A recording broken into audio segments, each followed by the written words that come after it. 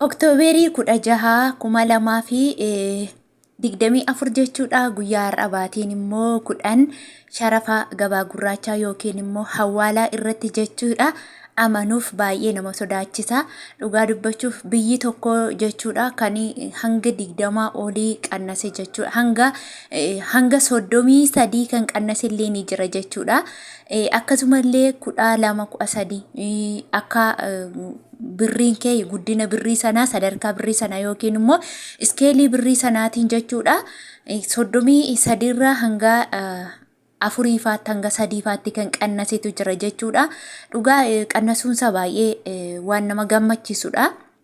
Maaliif yoo asirraa qannase yaa'u biyyarraallee yoo qannase namatti tola. Asirraa qannase immoo biyyarraa immoo wanti bitamuuf gurguramu yoo qaala immoo homaa tokkollee faayidaa nuuf hin qabu. Qaala uuma isaa nuu wayyee jechuudha.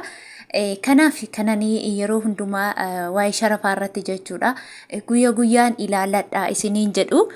Dhugaa dubbachuuf baay'ee tokko guyyaa tanga kana guyyaa miti dammoo waareen dura jechuudha. Har'a ganama yeroon ilaalee akkuma kaleessaarra jira ture. Garuu waaree booda takkaatiin hanga kana qannase darbee immoo daldaloonni jechuudha. Warri nu harkaa birrii riyaala diraama diinaara waan adda addaa fuudhanii of harka kaahan gaafa kunoo akka kanatti takkaatiin qannasuuf jedhaniiti kan isaan akka isaan hin nyaannetti si harkaa qannasanii fuudhanii jechuudha.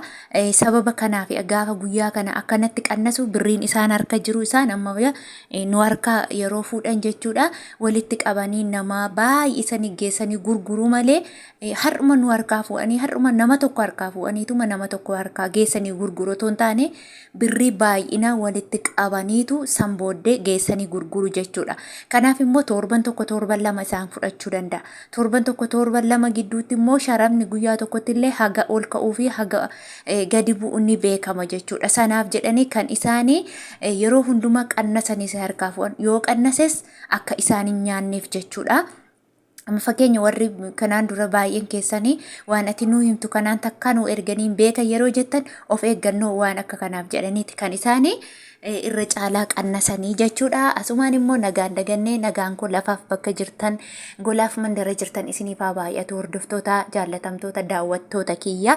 Egaa warri har'a mana koof immoo haaraa taatanii na hordofuudhaaf dhuftan baga nagaan dhuftanii anaa dhufu subscribe share gochuudhaan like gochuun eegala. Namni viidiyoo koo daawwattan martiin keessan laayikiitiin eegalaa isiniin jedha.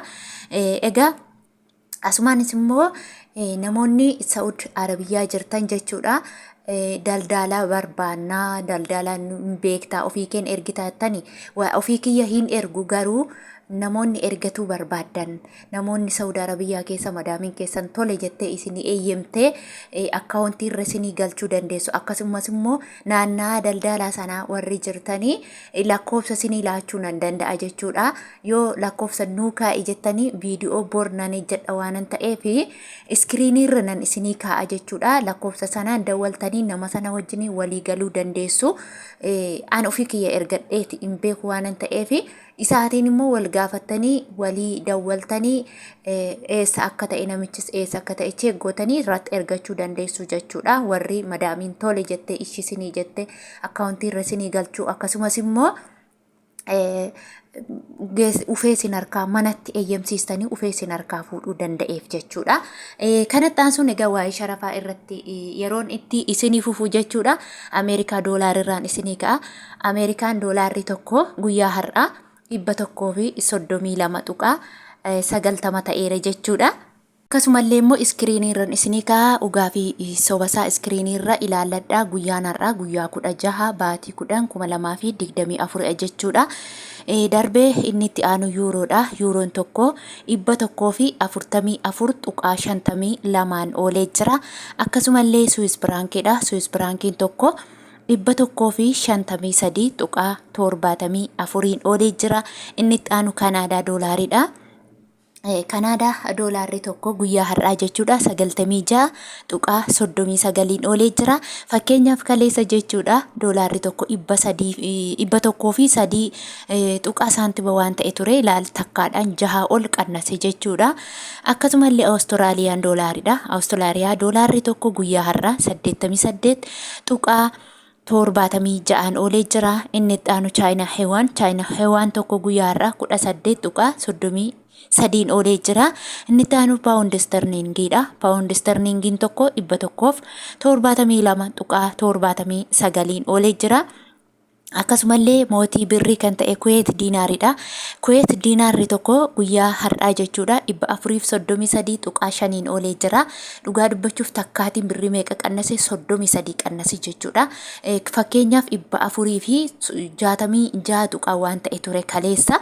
Har'a garuu 433.5 jechuun takkaadhaan jechuudha. Takkaan hanga kana yeroo gadi bu'u dhugaa nama sodaachisa. Yaa'u itti qaqannasaa deema wayis immoo itti dabalaa deema walumaan ilaalaa adeemna guyyaa guyyaan kanaaf viidiyoo dhaggeeffadhaan jedhu jechuudha.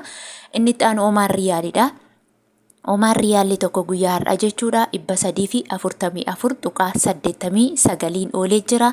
Akkasumallee Joordaan diinaarri tokko 187.47 oolee jira. Inni itti aanu Bahrein diinaaridha. Bahrein diinaarri tokko guyyaa har'aa 35.24 oolee jira jechuudha. Bahrein diinaarri tokko guyyaa har'aa 352.47 oolee jira. Inni itti aanu Dubaay diraamidha. Dubaay diraamni tokko guyyaa har'aa 36.15 oolee jira. Iskiriinshuut irraan isinii kaa cheekiisa iskiriinshuut gootanii guyyaan har'aa guyyaa 16 baatii 10/2024 jettanii ilaallachuu ni dandeessu iskiriinshuut irra jechuudha. Akkasumallee immoo Saudi Arabiyaa Riyaalidha. Saudi Arabiyaa Riyaalli tokko guyyaa har'aa akka Itiyoo Bilaak Maarketiitti 35.40 oolee jira. Isinillee asirraa iskiriinshuut irra ilaalladhaa jechuudha. Yeroo baay'ee Saudii fi Dubaay irra isinii godheen beekuuti. Guyyaa har'aa waan sadii qofa iskiriinshuut irra isinii godhe jechuudha. Akka garaan dassin jedhu yookiin immoo akka itti gammadaniif jechuudha. Viidiyoo tokko dhugaa yeroo ta'uusaa baran nama gammachiisa jechuudha. Sanumaaf jedheen irra godhe bilbila kiyya guuchisa iskiriinshuutiin. Darbee immoo warri Saudi Arabiyaa jirtan maallaqa keessan akka baay'ina birrii keessaniitti sanuu warri birriin keessan baay'ee ta'e guyyaa har'aa jechuudha 30 ol deebi'ee jira. Kaleessa 29 ture har'a 30 yeroo isiniin jiru tokko isaatu 30 toon taane 30f hirtu jechuudha. Fakkeenya 5,000 yoo qabaattan 5,000 baay'isu 1,000 hiruu 30 jettu.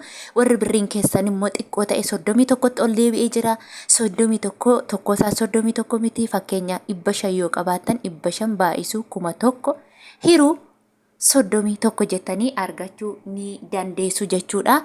Maaliif garmalee rakaaseetiin jira jechuudha. Dhugaa kaleessa 38 karaa Itiyoo Bilaak Maarketii sarchoo 38 ture. Har'a garuu 35 jechuudha. Kanaafuu cheek gochuudhaaf immoo hundi keessa iskiriinshuut gootan. Kanaaf inni itti aanu immoo Turkiiriileedha. Turkiiriileen tokko guyyaa har'aa 3.87 oolee jira. Akkasumallee Ijipshaan paawundiin tokko guyyaa har'aa 2.73 oolee jira. Inni itti aanu Israa'el shiqiliin tokko guyyaa har'aa 35.33 oolee jira.